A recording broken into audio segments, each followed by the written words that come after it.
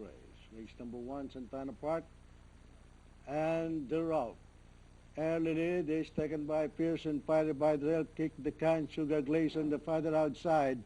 Kick the can in the lead, followed by Sugar Glaze on the outside, moving up by the rail, Pearson, Fiery, Beyond Good, Olajuwong on the outside, and Mr. Universe is bringing up the rear.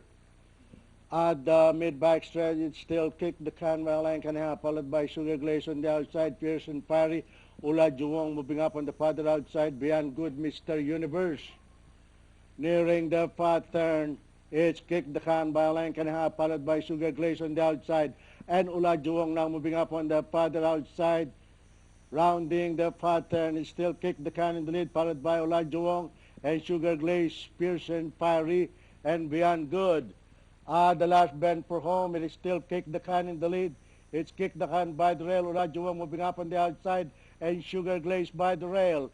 At the top of the stretch, Olajuwong moving up on the outside. In between horses, Kick the Can, and by the rail, Sugar Glaze.